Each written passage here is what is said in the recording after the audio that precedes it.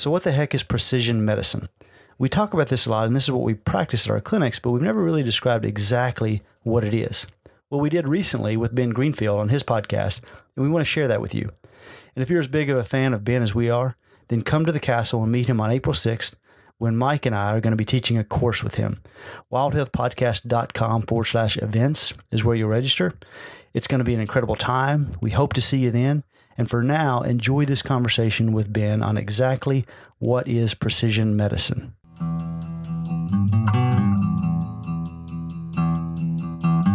Hey there, I'm Mike. And I'm Matt. And I'm Jody. The Wild Health Podcast is our quest into human performance, longevity, and personalized medicine. Together, along with experts in these fields, we'll learn how to live longer, better, and become smarter and stronger. We'll do the deep dive into the research and hard work of putting it all together, and you reap the benefits. All right, so you're about to hear an interview with a couple of my physician buddies who are wicked smart, and they're in the realm of regenerative medicine and doing some pretty good functional medicine and integrative medicine protocols. These cats are located down in Kentucky. We talked towards the end of the show about how you can come hang with us all in Kentucky at this giant castle for this retreat that I'm going to be doing down there. So stay tuned for the end of the show, and towards the middle of the show, I have an announcement about a couple of other very cool events. So I'll be back at you here in just a little bit to let you know about those. So there's this quote. It's by Sir William Osler, and it goes like this: "The good physician treats the disease. The great physician treats the patient." That is the quote on the header of the website of my two physician guests today, Dr. Mike Malin and Dr. Matt Dawson. They own this company and also a podcast called Wild Health. They're based out of Versailles, Kentucky, and Bend, Oregon. These guys reached out to me a few weeks ago to have a little chat about an event that they're having down in Kentucky that we'll talk about later.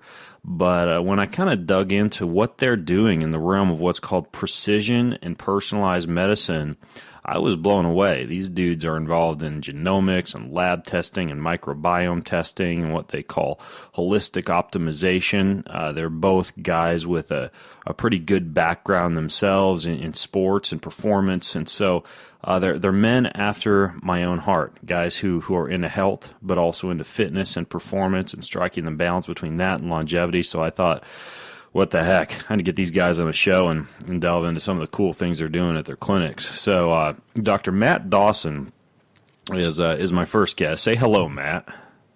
Hello. Thanks for having us, Ben. I want to start just by thanking you for your podcast in general. Mike and I have just learned a ton from you over the last few years. I think you realize the impact that you're having with the millions of downloads you have, but what you may not realize is the indirect benefit to people who may not have even heard of you, people like our patients who, I'll be honest with you, when I first started listening to your podcast, I thought you were slightly insane with some of the stuff that you said. But then when I would dig into the science, I kept realizing that you were right. And you've really changed my practice. And so I know it's exhausting sometimes to record these podcasts and your travel schedule has got to be crazy, but you're making probably an even bigger impact than you think. So thanks so much for all the great knowledge that you're putting out there. Thanks, man. That was a lot more than a hello. I thought you were just going to pull the old say hello, Matt, and you were going to say hello, Matt, to me. But for those of you who want to know, that the voice that you just heard, Dr. Matt Dawson, he played collegiate sports, and I'm going to let him fill you in on what he played and how he got by on what he calls minimal talent. But he's a guy who specializes in what's called precision and personalized medicine. And I'm going to define that for you, or let him define it for you. But he's the co-host of the Wild Health Podcast. His practice is the one that's based out of Lexington, Kentucky. And my other guest is the branch of Wild Health that's based out of Bend, Oregon, Mike Malin. Say hello, Mike. Hey, Ben. How you doing? Oh, you also did not say hello, Mike. You didn't spring for the softball I sent you. So Mike, you're down in Bend, right? Right. Yep. Okay. All right, cool. So Mike, the other voice that you guys just heard, he actually trained in emergency medicine originally, and did a ton of ultra endurance sports like ultra marathons and, hanging out in the mountains and doing a lot of what they do in the hippie state of Oregon. And he's also the co-founder of a podcast called the Ultrasound Podcast, which is an educational podcast that trains physicians how to use ultrasound. Geez, you want to talk about a niche podcast? That's about as niche as it gets. But anyway, so these two guys are partnered up, and they run Wild Health. So before we delve in, I just have a quick question. Matt, I was intrigued by the section of your bio where you say you learned to play 2 sports in college, even with minimal talent. What was your strategy there, and what did you play? Yeah, I played in high school. I played most of the sports, but the only ones I was good enough to get any scholarship offers in were tennis and soccer. And I'd never. I mean, I'm not tall. I'm not fast. Not a lot of talent, but I've been obsessed with kind of performance since I was in high school, reading and studying everything I could.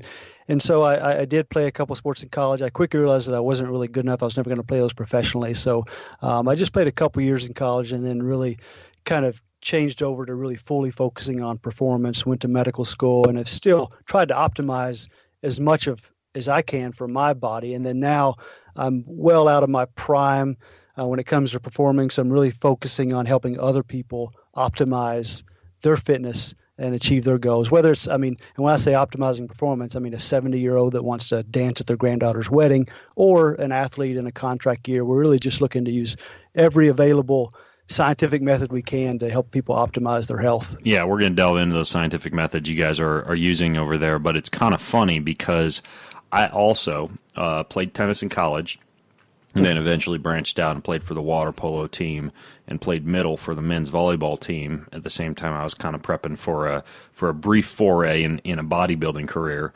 And I was the same way. I was not a naturally talented athlete, but I studied the heck. Even in high school, I was grabbing physiology textbooks and running up the hills back behind my house and figuring out how to use barbells and dumbbells and began to delve into nutrition in college.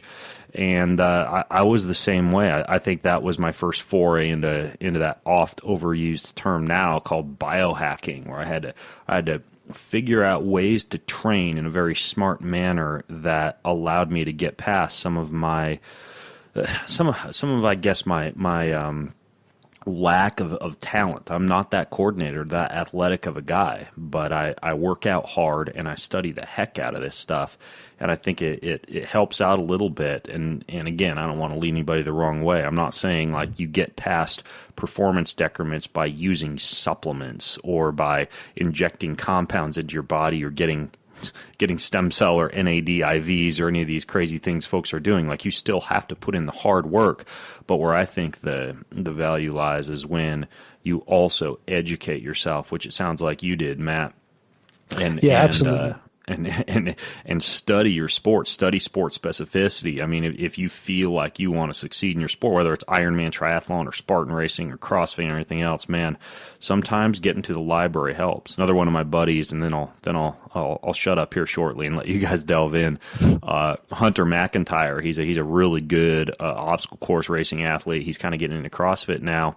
And a lot of people think of him as kind of a meathead, right? He's kind of a goofy guy on Instagram. He's big, he's built, he's buff. And the thing is, when I talk to Hunter, that dude reads a ton, like multiple books a week, and he's like studying the heck out of this stuff because, and he's also shared this on a podcast that we have called The Obstacle Dominator, he also is not naturally talented. He told me he sucks at ball sports and he's not that coordinated or not naturally coordinated, but the dude has cracked the code on physical performance, and I know he also is a voracious student. So the only place you and I split ways, Dr. Dawson, is you went on to medical school. I got accepted to a bunch of medical schools, but I went into fitness and physiology and what I'm doing now instead. But ultimately, it's a very, very interesting consideration, this idea of educating yourself to be able to overcome minimal talent. So off my soapbox now. Give me the overview of how you guys partnered up and launched Wild Health. Yeah, so Matt and I met about 12 years ago now.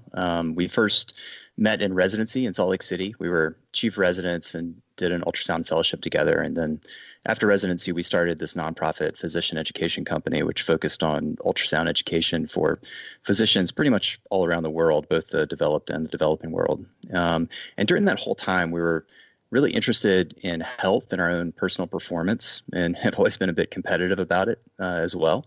We're always comparing workout times, ketone levels, different diets, sometimes trying new products and devices, and basically trying to hack our lives, all while trying to do it a little bit better than the other person.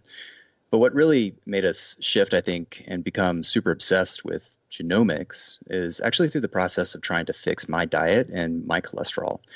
So even though we were ultramarathoners and living what we thought was an optimal lifestyle, I got some ridiculously scary cholesterol numbers back a few years ago, and I'm not talking like slightly elevated. I'm talking like you're going to die of a heart attack at 50, sort of elevated. So not to rabbit hole too much, but of course that's a consideration that a lot of people talk about now, how LDL cholesterol is not necessarily reflective of atherosclerosis or cardiovascular disease or risk mortality. But what were you seeing on your lipid panel?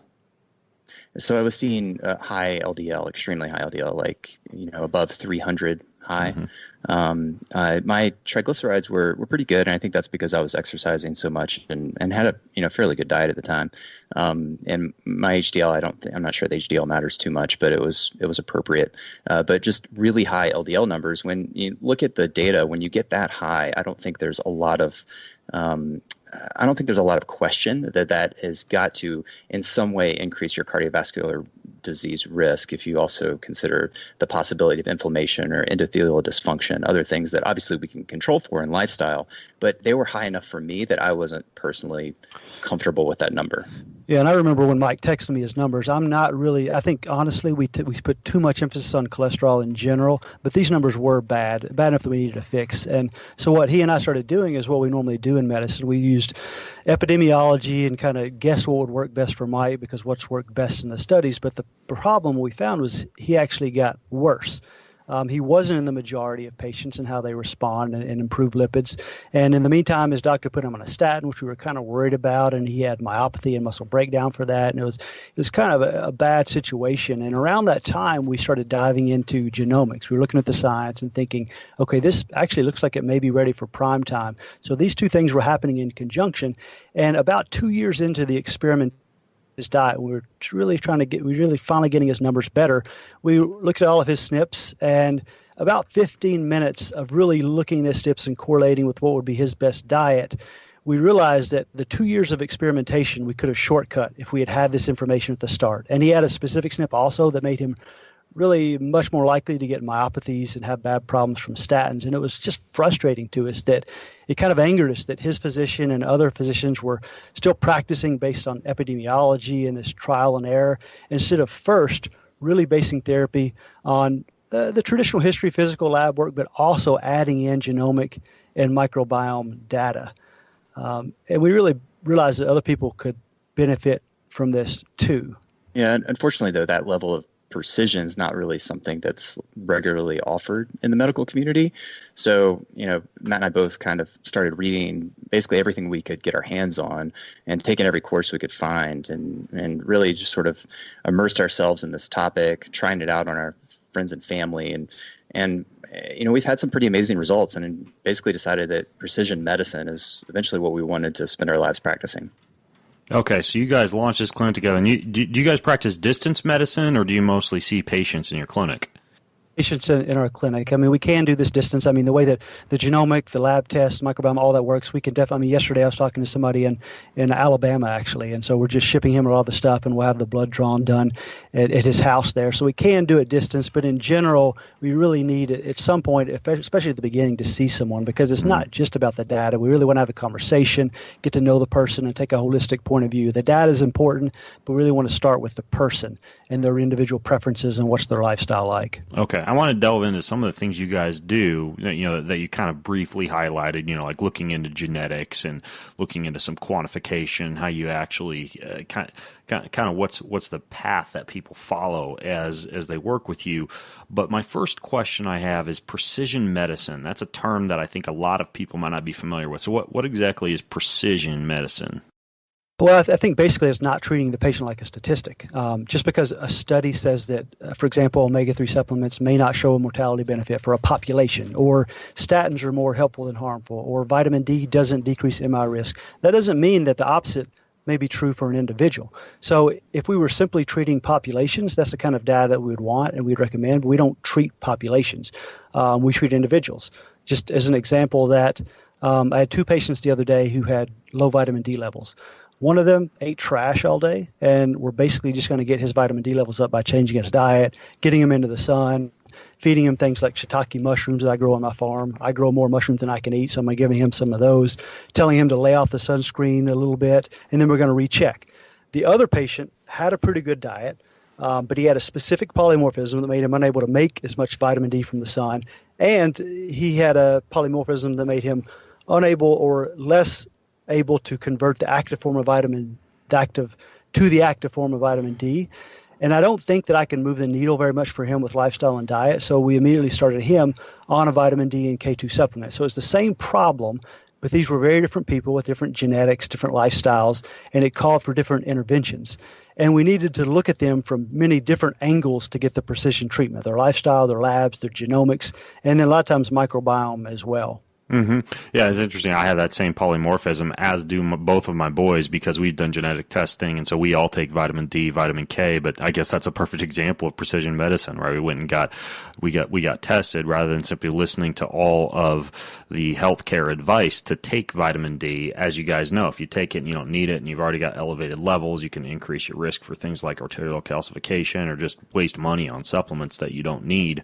So the other thing that I think is a big topic now, in this idea of this new word in my vernacular now, precision medicine, is the idea of machine learning algorithms and artificial intelligence being used to kind of gather all this data, blood data, urine data, stool data, genetic data, and actually begin to use artificial intelligence or online dashboards or things like that to deliver targeted advice. Are you guys aware of any kind of good movement in that realm, or are you using any of that? Are you looking into it, or is that just like in its infancy and ineffective right now?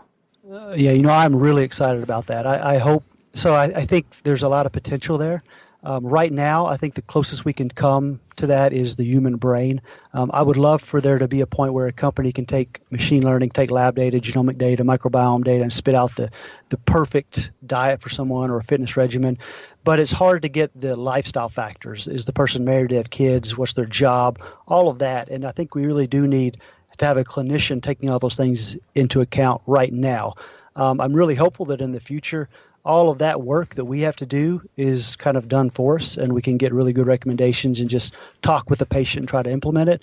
I don't think we're there yet, but I'm really hopeful. I know there's some companies like Longevity and a few others that seem like they're on the right path, and I'm watching those really closely. But right now, I think the human brain is about as close as we can come to that. Yeah, I interviewed Dr. Chris Mason and Dr. Joel Dudley from Longevity Health, and I'll link to that in the show notes. By the way, the show notes, you guys, for everything you're going to hear, they're at bengreenfieldfitness.com/wildhealth.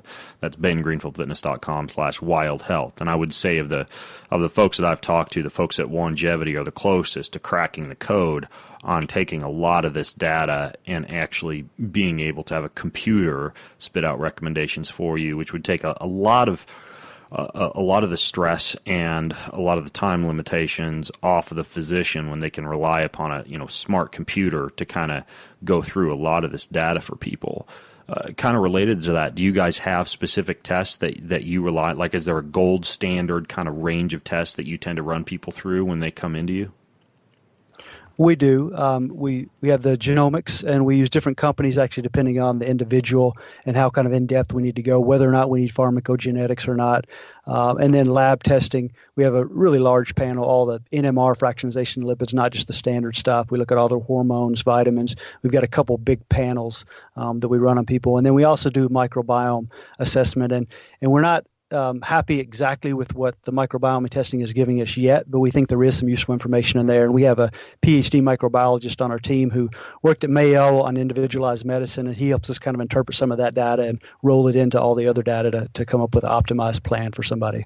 And then depending on the patient, there's some patients that we run through with urinary hormones, and then also serum IgA or IgG sensitivities as well. So some of it is not necessarily every patient gets the same thing, but we do sort of tailor to each patient based on their symptoms, their complaints, and then what we find on their tests. Yeah, for that genetics piece, you said that you'll kind of go to a different place to test genetics. Are you saying like you'll go to 23andMe in one case and then look for another service that tests more SNPs than 23andMe in other cases?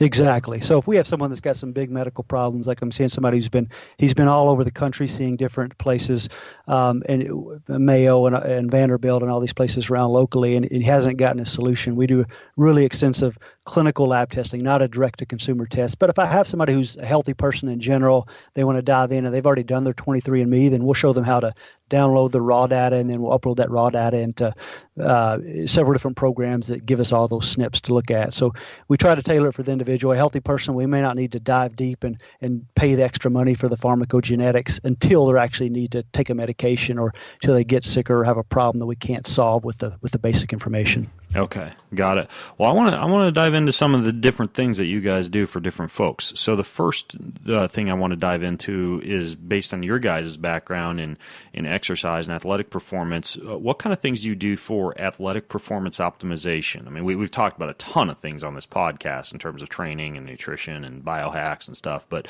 there's a lot of times, things folks like you are doing that our audience might be unaware of, or that kind of flies under the radar when it comes to strategies that athletes and exercise enthusiasts might be unaware of. So what are some of your guys' strategies that you found to be particularly effective for performance optimization? Well, I think it's like every answer that we're going to give you. It kind of depends on the person. It's completely personalized. To give you specific examples, just use myself as an example. I think for most people, if you tell them to work out more, that's generally good advice for 80% of the population. But for me, I found with my genetics, I don't recover as well as most people. Now, in residency, when we work in 80-hour weeks, I did 2 Ironmans during residency and basically crushed myself every day because I loved it. And I didn't realize at the time that it wasn't normal not to be able to bend over and put my socks in the morning. I just had chronic inflammation, constant pain, and I looked like the picture of health, but I had these overuse injuries all the time. And I eventually knew intellectually that I needed to cut back, but it really took me seeing those SNPs and that genomics and understanding that I wasn't designed for that type of volume that I was putting in. So I started to cut back more and more and got from where I was doing 2 hours a day to now I limit myself to about 20 minutes per day on average, and I've never really felt better or performed better. So for somebody like me, we're actually teaching them hacks like, yes, I know you're type A, I know you love and want to continually improve yourself, but let's figure out some other things that you can do to improve, like sauna. We go over the science on that, cryotherapy, meditation. You're still going to be pushing yourself mentally and physically, and you can still spend 2 hours a day. We want to do something that fits your genetics better. And I think everybody right now is talking about the power versus endurance tendency and developing workout programs according to that. To clarify for the audience, you're talking about genetic tests to determine whether you're a power responder or an endurance responder, and then training if you're a power responder with more power, low rep, high weight, short, high intensity interval training, and if you're an endurance responder, training with more high rep, low weight, more kind of cardiovascular training. Yeah, we're doing some of that, and I think there's some validity there. I've seen the studies in Great Britain and soccer players and some other athletes where it does make a difference.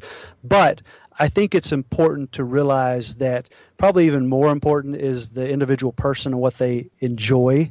I think the data is great to have, but really we want to get people in general just moving and into an activity that they love. That's the most important thing. And then sleep. I mean, I think hacking and optimizing the sleep, we're talking about performance, but almost nothing is as important as sleep. So all of our patients, for example, get an Oura Ring.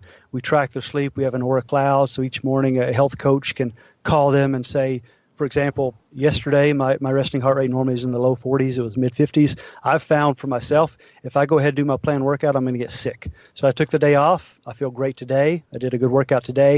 And that's what we'll do for our patients. Well, if they have a poor night's sleep, not enough REM, not enough deep sleep, then we'll talk to them. What did you eat last night? What did you do last night? And then we can even optimize when they do workouts. You'll hear general advice to maybe not do a workout too close to bedtime. But for some people, it may help them sleep more. So we'll look at what their data is that next morning. We'll do an N of 1 experiment almost every night on patients, changing things up in the evening.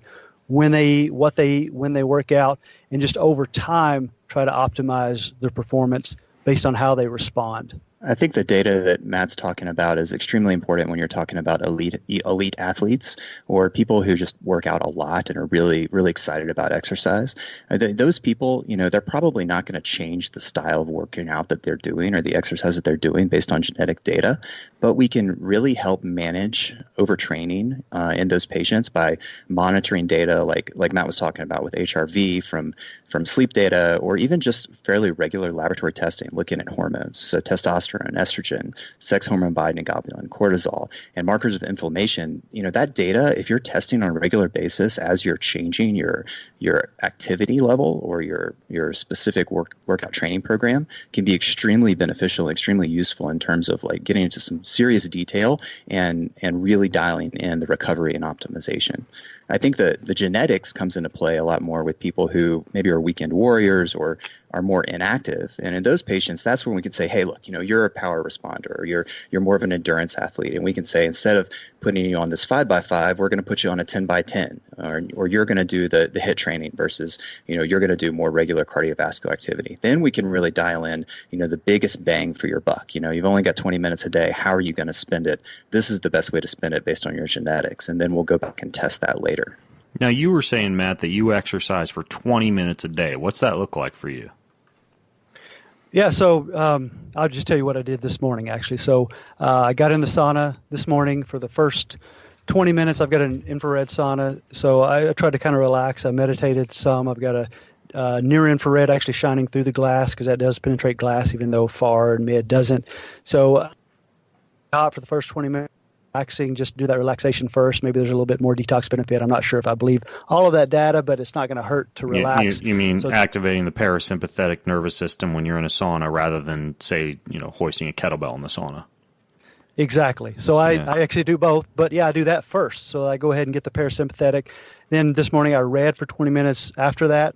And then my last 20 minutes is when I've got a 90-pound kettlebell in there. I did sets of 20 with that, where it takes about 35 seconds per set. I do a 2-minute rest between, and that's about 15 minutes of work, and that just crushes me. So it's a very short, compressed time of working out, but I get several benefits from that hour long, and I'm not overtraining quite as much as for me going out for a long run or doing a long set of something else. Yeah, and related to that parasympathetic nervous system sauna type of thing, I've also noticed, like, if I lay on my back in the sauna or meditate in the sauna, the sweat is different. It actually does feel, and I realize this is totally woo. I haven't actually done an analysis in terms of metals in my sweat or composition of toxins in sweat or anything like that, but I have indeed noticed that the sweat feels different. It sometimes flows far more easily. It feels as though the pores are more open, which sounds counterintuitive because you'd think you'd get hotter doing exercise in a sauna. And I'm talking about an infrared sauna, by the way, which I think is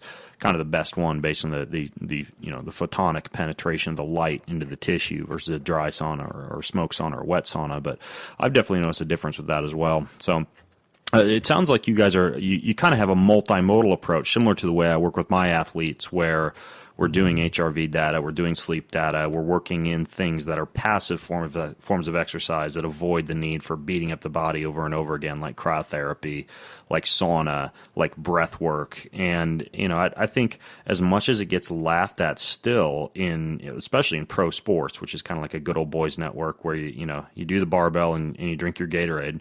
I think a lot of smart athletes are beginning to kind of tune into this concept of not just self-quantification, but also some of these alternative ways to improve fitness or improve performance without necessarily exercising in the traditional sense of the word. So sounds like we're on the same page as far as that's concerned. Another area that I noticed that you guys specialize in is kind of like cognitive performance, brain health, dementia, Alzheimer's. Tell me about that and what your approach to that is. Our approach, I guess, starts out with, like everything else, genetic testing. But that's because with Alzheimer's and dementia, knowing your risk is extremely important. So Alzheimer's is easier to treat before the symptoms start. So if you've got an ApoE4 gene that increases your risk of Alzheimer's by 3 to 15 times, depending on how many of those genes you have. And it also makes Alzheimer's come on earlier, so sometimes as early as in your 50s. And traditionally, people didn't really recommend testing for ApoE because we just thought there was nothing you could do about it. So why would you want to know something bad about your risk factors in life if you couldn't do anything? But we're learning that thought process is actually wrong. And there is such thing as Alzheimer's treatment and prevention. And the good news is that about 80% of that is the things that you talk about on your podcast all the time and the things that we're prescribing for our patients. It's things like healthy diet, sleep, exercise, detoxification. If you can get all those things right, you're 80% of the way there to preventing Alzheimer's in the future. So Matt and I both read and researched the RECODE protocol, which is described pretty well in the book, The End of Alzheimer's by Dale Bredesen. And I actually went on and took some classes by Bredesen so that I'm credentialed to actually apply that to patients. But we've also gone a step further, and we've recognized that, the research in Alzheimer's disease is moving forward at an extremely rapid pace. Like just recently, there was all these studies and all this news about P. gingivalis and its role in Alzheimer's. P. gingivalis?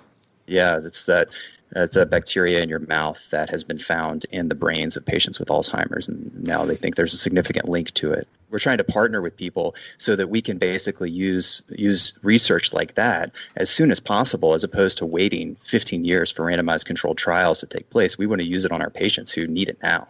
Yeah, one of the first dentists to publish that data was quite a while back. It was Dr. Pam Stein Van Ar. We actually added her. She's our director of oral health at Wild Health. And so we take the RECODE protocol, and then we'll take Dr.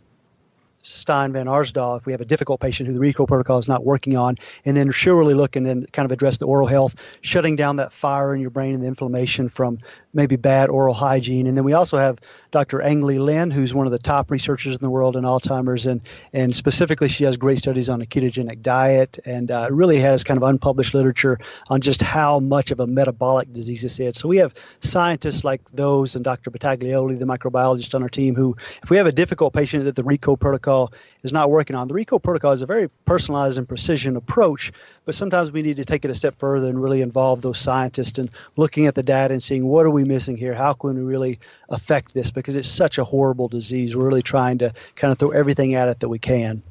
Yeah, there's that new documentary, Root Cause, that talks a lot about Alzheimer's and the link between that and the mouth and the microbiome. And then I was reading a Fortune magazine article, and I'll link to it in the show notes, about something called beta-methylamino L-alanine, BMAA, and about its role in neurodegenerative conditions. And this was fascinating. They actually found this neurotoxin that was present in the food chain of these people. They were like the indigenous population of Guam, and they were getting a lot of Alzheimer's and dementia-like symptoms because they were eating, I believe, a diet that included like flying foxes or bats, which had very high levels of this BMAA.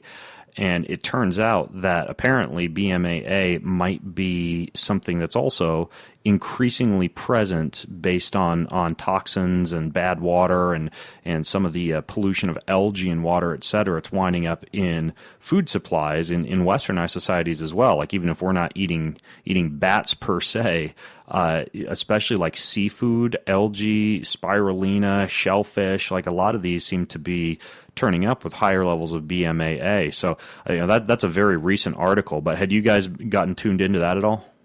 Yeah, I read that article. It was really interesting to me. I get a little bit concerned that it's similar to so many other quote-unquote causes of Alzheimer's that we found. It's really one thing that maybe causes inflammation and contributes to the disease, but it's such a multimodal thing. I mean, Dale Bredesen talks about 36 different things and these 36 different holes in your roof, and you got to plug all the holes.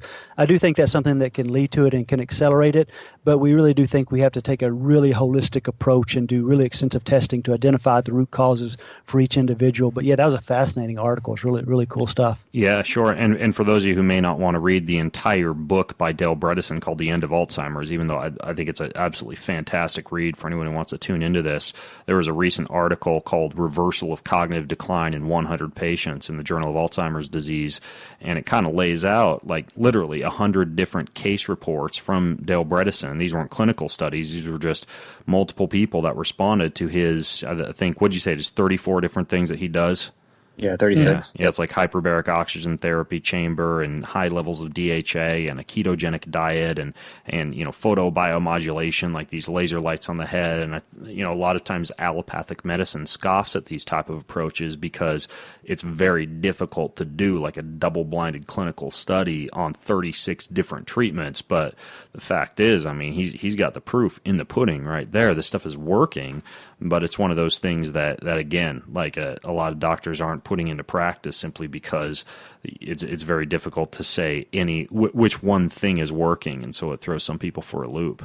Yeah, and we're just interested in what works, and his approach seems to be working, and so we're all for it. And the problem is, I don't know if it'll ever get really massive NIH funding or other things like that, because the money in the research goes into finding the magic pill, the magic bullet, and I just don't think we're going to ever have that in Alzheimer's disease. It's going to be something that's going to be more lifestyle and diet and interventions that aren't going to pay a lot, but it works. I mean, he's proving it works, and we're trying to practice according to that and just do what works for our patients. Yeah. Okay. So that's your approach to athletic performance and also to cognitive performance. Now, what about anti-aging and longevity? I mean, this is a huge interest now. And I know a lot of folks, and you kind of have a little snip on your website about how anti-aging medicine is something that you guys do. What kind of things do you do to enhance longevity or to allow people to feel better as they age? Well, I mean, I think you're the king of that space. I mean, your podcast, you've got a lot of great stuff on there. But for us, kind of the general approach is, I think when people think about anti-aging treatments, their mind immediately jumps to compounds and molecules like metformin, resveratrol, rapamycin, nicotinamide riboside, things like that. And don't get me wrong, I'm a fan of some of those for some people. But to me, the ultimate hack is when I can find an ancient practice that's been done for thousands of years that simulates one of these compounds, which we've seen the scientifically proven biological mechanism. For example, rapamycin. We know that rapamycin works because it inhibits mTOR, it induces autophagy, but we also know that fasting does the same thing. And in every religion in the world, we've got does fasting and has done that for thousands of years, and we find it really prevalent in longevity hotspots. So even if there's great data and safety profile for rapamycin, we still don't have that level of experience with it like we do for fasting, and it's personalized. Like my mom and dad, for example, everybody asks us about metformin. Should we all be on metformin? And for me, not yet. My mom and dad, absolutely. But I'm still young enough that I am concerned about longevity. I've got 4 kids, but I'm also still pretty concerned with performance, and there seems to be a bit of a trade-off with some of these molecules. So for me, like with metformin, I've decided to revisit the data when I'm 40 and see if my goals have changed just enough that I start taking at that point. So we really try to make a personalized decision about each of these compounds and molecules for each individual person based on the trade-offs, the risks and benefits, and that person's kind of lifestyles and goals. Yeah, that's interesting what you say about rapamycin. You ever heard of spermidine? I have, yes. Yeah, it's like a polyamine. You get it from, you find it in semen, as you would guess, with the name spermidine, but you can get it in like old stinky cheese and in fermented soy products like miso and natto, and it appears to work on the same cellular autophagy mechanisms as rapamycin does. So that's another one that you could throw into the mix along with fasting, is just eating fermented soy products and aged cheese or good I like the European cheeses because they're higher in the protein or they're lower in the A1 protein, which is a protein associated with autoimmune disease that we get with cows bred in America. But if you get your cheeses from Europe, a lot of times it's A2 cheese. You can get like a good aged cheese, and most of the cheese I ate is only like a European cheese, which you can of course buy in the U.S., but you can also kind of look into if you're getting a cow cheese. With a goat cheese, it's not as much of an issue, but spermidine is another interesting one. A lot of good spermidine jokes I think we'll probably avoid for now. Yeah, exactly. Guys, you can tell your women that spermidine is actually a known longevity aid. So the thing about metformin, you mentioned briefly that it might diminish performance, but have you seen any research? Because the story is that it can inhibit some of the activity of the complex 1 and the electron transport chain, and that might reduce your ability to produce ATP during exercise. But I'm curious, have you guys actually seen any studies done in athletes who take metformin or anything like that? No, I haven't. And it's just what you mentioned. Yeah, the mechanism there, it makes sense that it may have some kind of mitochondrial functions that as someone who's really trying to improve performance that I wouldn't really necessarily want. I don't have any data saying that it actually is going to mess that up. And so, like I said, for me, I'll probably start taking it pretty soon, but I'm just not there yet. It's just that hint of potentially some problems is what makes me at least think about it before I just put everybody on it. What about stem cells?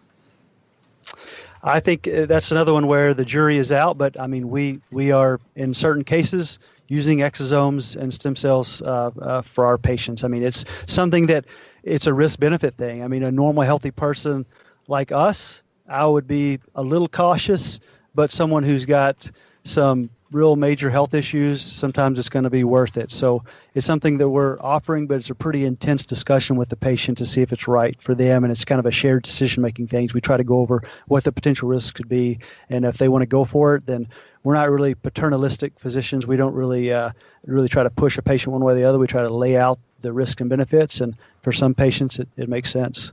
Now, do you have a specific type of stem cell that you use, like amniotic versus umbilical versus placental or fat or bone? So we're working with an orthopedic surgeon who will do some bone marrow aspirates and we'll spin that down. We also do some PRP, and that's kind of a similar mechanism as well. And then exosomes from Chimera, we use those. I think you get a pretty similar effect just with the signaling from the exosomes and stimulating your own stem cells as you would from these other types of stem cells. And honestly, though, too, we love to activate your endogenous stem cells through fasting, like we mentioned earlier, and other mechanisms where we can do it without as much of the risks. What other mechanisms aside from fasting? I mean, that's the main one. I mean, a lot of the things like even dry needling that people will do, a lot of that is similar to PRP. I mean, you're causing some damage, you're activating stem cells. So dry needling, fasting, those are the main two things. A lot of good research on pulsed electromagnetic field therapy for that, like using these PEMF devices, which are readily available to the general population. There are pockets of stem cells found in bone marrow, and for example, you can take a PEMF device to like the long bones in the femur and kind of enhance some stem cell production, or do that prior to a stem cell procedure to have more available stem cells or increased stem cell mobilization. I mean, that's, again, a lot of people are like, I could never do that. Where do you find the time? Well, like I have a PEMF device and I just slap it on my femur while I'm standing and working during the day. I use kind of a high intensity one called a Pulse Centers unit for that. But I mean, it does the trick. It just vibrates your legs and you can feel, literally, like, as you know, having done an ultrasound podcast, Mike, like some of these things you can feel in your bones when those waves hit you. Yeah, you can even hear them in your brain sometimes if you're ultrasounding your brain. Yeah. Okay, so in terms of any type of kind of when we're on the realm of anti-aging and longevity and talking about supplements and things like that, do you guys each personally have any kind of supplementation regimen or must-have go-to nutraceuticals or supplements or even medications that you use on a daily basis? Yeah, definitely. Unfortunately, it changes on a weekly basis, but I do have a daily basis of medications that I'm using. The things that I'm really into right now are ashwagandha. I've been taking that fairly regularly due to the reason that I've got an ApoE4 gene. So I've sort of bought into the research on that, suggesting that there could be some protection for the development of Alzheimer's. And also the other one I've been playing around with is phosphatidylcholine, trying to use that for liver detoxification. And I've been playing around with that a little bit, although I haven't had a chance to recheck labs to see if I've had any improvement in LFTs from that one. But I'm real interested in getting some labs done on Friday to check that out and see how that one worked. But lots of different supplements. I'm always playing around with something new and then testing to see how my laboratory tests respond to it. Most significantly with testosterone actually is the one that I've been playing around with the most, I think. I want to ask you about testosterone here in a second, how you're measuring that and what kind of measurements you do and how you kind of time those supplement intake to actually get good information. But with ashwagandha, I'm actually a huge fan of ashwagandha. I mean, it's got a lot going for it in terms of reducing blood sugar levels and modulating cortisol, and even in some studies increasing testosterone and fertility. But there are different forms. Probably the one that I think is the best, and it's important that people understand, like, not all forms of herbs especially are created equal. And there's one called KSM-66 that a lot of good supplement companies will use, and that's like an ashwagandha extract that's very high concentrated, very bioabsorbable. They use only the roots of the ashwagandha plant for that one. I actually use this supplement. People have probably heard me talk about this before, called Tian Chi, and that's just got a ton of this KSM-66 form of ashwagandha in it. And that in my opinion is the best way to go if you're going to use ashwagandha, is look for a supplement that's got KSM-66 in it. Back to the testing. When you're testing a supplement, like, do you allow a certain number of days for it to build up in the system before you go and do some kind of a test? And also, kind of a two-part question. You mentioned testosterone. How are you monitoring testosterone in response to some of these supplements that you're using? So definitely want to allow for some time for the supplement to build up in your system. I generally think that it takes about 5 days of taking a supplement to get it to what we call steady state. So I don't want to test too early. And then also you have to account for if there's any response from the body. So especially with hormonal balances, I think that it does take a decent amount of time to see some response in your hormonal balance and altercation of your HPA axis and all of that. So I tend to only test about every month. Otherwise, not only do I get a little too obsessive about things and change too quickly, but also I want to give my body a chance to sort of reset and then reinitiate the production of that testosterone. And I've found that I might not need to wait quite that long, but it seems to be a fairly consistent time frame to see an appropriate response. So, for example, regarding the testosterone, for a while there, I got my testosterone first checked a couple of years ago. I noticed that it was low. It was in the 200s range, and I was pretty asymptomatic with it. But I was like, that's unacceptable. I don't want it that low. I definitely want to play with this. So I started doing some self-experimentation, and I started off with supplements first because I feel like that was pretty much like the easiest thing to do. And if I could find one that worked, then great. So I tried a few things. I tried DHEA. I tried fenugreek. I tried some ashwagandha. Lots of different things. And basically found little to no response. And then I tested with basically a month of doing nothing but trying to sleep better, working out less. So I decreased my endurance from 6 to 7 times a week to 3 or less. I increased power movements, and I increased strength training. I started using a Joovv light on a daily basis, and I started sleeping and tracking my sleep with an Oura ring. And within a month, had a doubling of my testosterone, which is, way greater than I got with any other supplementation. I think that's kind of like the Alzheimer's stuff, though. It's tough to say which one thing worked, but sometimes It doesn't matter, right? It's a multimodal approach, and you can simply, rather than saying the Joovv light worked, you can say this cluster of strategies works, right? Exactly. Yeah. And I think if we can get patients there, then it doesn't really matter how we get there. We just have to find the right combination of things to get the patient to the right place. And I think, looking back on it now with a hindsight, I realized, like, I was working out way too much. I was overtraining. I wasn't sleeping enough. It's like all the basics were off. So why try fixing it with supplements when the basics aren't even there in the first place? Mm-hmm. When on our current world we live in is basically designed to make our hormones be out of whack. We've got horrible sleep schedules. We have hormones in our meat, all the interrupting compounds that are in our lives, the stress of our busy lives. And when I think about all that, it's honestly surprising to me when someone does have perfectly balanced hormones. The answer, though, I think, isn't to start chasing our tails and to put everybody on hormone replacement therapy and slather the body up with testosterone cream. The first step is testing to see if there's an imbalance, and then a conversation and education with the patient, because we usually can identify the biggest cause of the disruption just by going over a quick checklist of, okay, how do you sleep? We'll look at the sleep with the Oura ring. What are your dietary habits? What's your normal daily activities? What's your workout regimen, like with Mike? And we know all those hacks to improve testosterone, and we've got a lot of things that we can try, but we need to identify the root cause first, and then spend some time on lifestyle before we even discuss any sort of hormone supplementation or anything like that. Well, how do you measure testosterone? A combination of serum and urinary hormone metabolites. Okay, gotcha. Like a Dutch test, or? Yep. Okay. Yeah, we use the Dutch test. That's actually I'm not as sold on the Dutch test for men. I still think it's beneficial, but I think it's key for women. Really? Why is that? Because for multiple reasons. So with women, especially perimenopausal and premenopausal women, there's so much fluctuation of estrogen and progesterone throughout their cycle that if you just do a single serum test, it really, unless you know exactly what day of their cycle they're on, it's a very little benefit. And you also don't know how they're responding throughout the rest of their cycle. Dutch offers a test where you can basically, get urine every single day for the entire cycle, and you can map out their progesterone and estrogen changes throughout the entire cycle. So I think it's extremely beneficial in determining if somebody's got estrogen dominance, or if their estrogen's getting too low. It's just a totally different way than just a single serum test that makes it much more easy to figure out how to intervene. Yeah, I actually like it for guys too. I mean, for those of you who don't know, the Dutch test is measuring. It's a urine test. I have a whole podcast on it. Go to bengreenfieldfitness.com/wildhealth, and I'll link to. Actually, I've got 2 big podcasts on the Dutch test.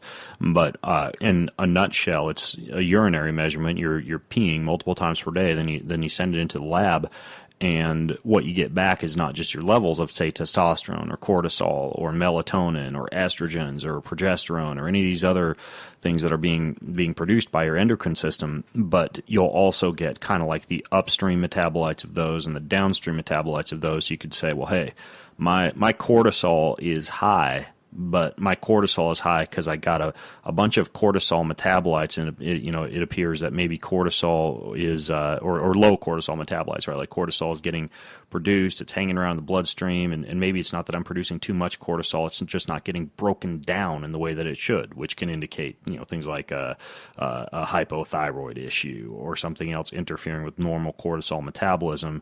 So rather than you just saying, I got to figure out a way to lower my cortisol, well, no, maybe you need to work on your thyroid, or maybe you need to adjust your diet. And so there's all sorts of very interesting data you can collect from it, but I'll link to that one in the show notes if you guys want to learn more about the Dutch test. Another one that you guys I know kind of specialize in is cardiovascular health. When it comes to cardiovascular health, what are some of the big things that you do with your patients? Well, there's, so many. In a lot of ways, it's similar to dementia in that there's, it's multifactorial. There's lots of things that are causing cardiovascular disease, and it's also a huge problem, right? Just like dementia affects a huge part of the population, cardiovascular disease is the number one killer. So it really requires, unfortunately, a very multimodal approach, again, where, the primary interventions probably account for about 80% of the benefit, and those include things like diet and lifestyle interventions. But what we try to do is focus on 3 primary areas, and I think these are the sort of the primary factors for cardiovascular disease, and that's inflammation, endothelial dysfunction, and a high LDL particle count. I think those 3 things are the 3 things that most people would agree are the cause of most cardiovascular disease. And we want to attack each one of those directly. So inflammation, for example, a complicated chronic disease process can originate from all kinds of different things, from overtraining and running too much to food sensitivities and a leaky gut. So really taking a very broad approach to identify the presence of inflammation and then trying to figure out how to correct it. It's but it's a crucial part of the process. Endothelial dysfunction. Now, this one's a little bit harder to test for, requires some sort of hard to find lab tests, but it's fairly easily treated in that you can treat people's blood pressure, you can get them to start using the sauna, you can have them eat chocolate, polyphenols, things that can improve your endothelial dysfunction and improve the amount of nitrous oxide in your endothelium. And then there's cholesterol. So we mentioned cholesterol earlier. This one is challenging and really has to be personalized to each patient. There's lots of patients out there that absolutely want nothing to do with a statin, and I personally hate putting people on medications, especially if it's going to be for the rest of their life.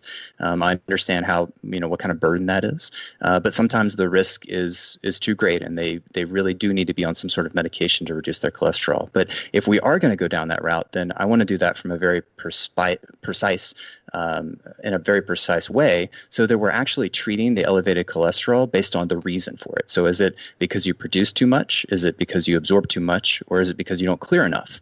There's specific medications that act on each one of those processes in the body. So rather than just throw everybody on a high dose statin, why don't we figure out why their cholesterol is high in the first place? Try some lifestyle and diet interventions first. And if those don't work, then put them on the medication that actually attacks that specific reason that it's elevated, as opposed to just throwing everybody on a statin.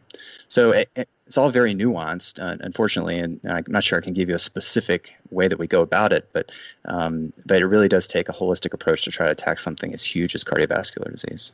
Are you guys familiar at all with Dr. Thomas Cowan? So he's been a podcast guest on my show before, and I'll link to a fantastic article that kind of summarizes his approach to heart disease. But he throws in a few things in addition to like the inflammation and the endothelial dysfunction and the cholesterol that you had talked about.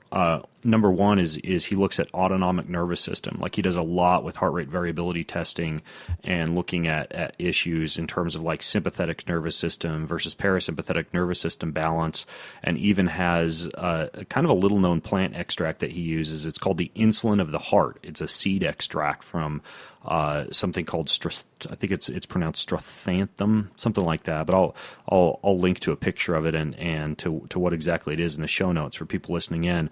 But he's actually got a lot of success with using that to balance specifically a decreased parasympathetic tone and excessive sympathetic activity. So he does that, and then he also has an entire book that I actually caught a bunch of flack for when I mentioned on a Joe Rogan show, because a lot of people came out of the woodwork saying it was woo science. But it's a book about how the heart is not a pump, and how the heart instead relies upon vortices of fluid, and the way that those vortices of fluid move through the heart can, depending on the integrity of the fluid, allow the heart to be able to move fluid more easily in and out of it. That's a very basic description. Read the book if you want to really take a deep dive into it. But he, based on that, ensures that his patients are using like a really, really good mineral and also really, really good clean water, and even water that's like structured or been exposed to like infrared light to improve its actual ability to be able to create what's called an exclusion zone, like be able to travel through vessels more readily in the same way that fluids would travel through plants. And then the last thing he tackles is metabolic acidosis, meaning that he's kind of trying to limit the glycolytic shift that would happen when the cells start to build up lactic acid in surrounding tissues. And he gets into kind of how the buildup of lactic acid in myocardial tissues can be one of the things that causes angina or myocardial infarction. And for that, he does adjustments, for example, to diet. He tries to do things that would limit lactic acidosis. Speaking of metformin, that's one of the issues with metformin. And he's also kind of big into this Weston A. Price diet. He's written a lot of books with Sally Fallon, who heads up the Weston A. Price Foundation, and that's a diet that he has a lot of success with in his patients. And so he'd be an interesting guy for you guys to look into. That's really interesting. The heart rate variability stuff I find really, really intriguing. I'm interested to see, now that we're going to, obviously these companies are collecting tons of HRV data on people, if there's any true correlation between cardiovascular disease and because that's a great way of looking at parasympathetic versus sympathetic tone, right? And is your heart rate variability, and whether that's increasing or decreasing. Yeah, exactly. Now, speaking of the Weston A. Price diet, do you guys have a specific diet or nutrition plan that you recommend as kind of like one of your go-tos that you find to be successful in a high number of patients, or do you have a specific way of going about identifying the perfect diet for each patient? Yeah, so I don't think there's one specific diet that we would recommend. I don't think Matt and our diets could be any more different. I'm basically eating mostly vegan, and he's mostly in ketosis on a fairly irregular basis. But what we try to do is use genomics to sort of figure out what your predispositions are, so that we can kind of get a leg up and figure out exactly how you're going to respond to certain diets. For example, we'll look at things like PPAR alpha, PPAR gamma, SNPs, FTO SNPs, figure out, those patients who have those SNPs are going to more likely have a negative reactivity to saturated fat diets or high saturated fat diets, and probably do better with polyunsaturated fats. So those patients, we're probably not going to put on a high saturated fat diet. We're probably going to choose something that's got higher polyunsaturated fat, so that we reduce their likelihood of insulin resistance and inflammation, cholesterol, and cardiovascular disease. But again, I think it's important to talk to the patient, though. I mean, the Weston A. Price diet, if you had to put a name on a diet, that's probably as good as you get, that and the Mediterranean diet. But I'm not going to, even when we do the genomic testing, I'm not going to recommend the quote-unquote perfect diet for someone, even if it is the perfect diet for them, if they're not going to adhere to it. So we start with what the person likes. If we identify 100 foods, for example, that they like, then we're probably going to be able to pick 20 to 40 of those that aren't going to be harmful, and then combine the genomic, the microbiome, and the lab data to kind of back them into a good diet that they can enjoy their entire life, which to me is better than a perfect diet on paper that they're going to hate their life when they're eating it and they're simply going to stop doing. So I think the Weston A. Price is a great diet, but we do try to drill down a little more and talk about someone's preferences and their genetics and then figure out for them what the best is going to be. Mm-hmm. How do you guys eat? What's your diet look like, Matt? Yeah, I eat, I'm trying to figure out how to summarize it the best. I do eat ketogenic quite a bit. I cycle in and out of ketogenesis. I think there's some big benefits to ketones, but at the same time, I'm just a huge fan of plants in general. It's a plant-based diet, but I try to get ketogenic as often as I can. The way that I do that is a really compressed feeding window. So each day I've got kind of a fasting period. As small as I can get that feeding window, the smaller the better, and then just as nutrient dense as possible. So plants. So I never eat really breakfast. I usually eat by around noon. I usually try to break my fast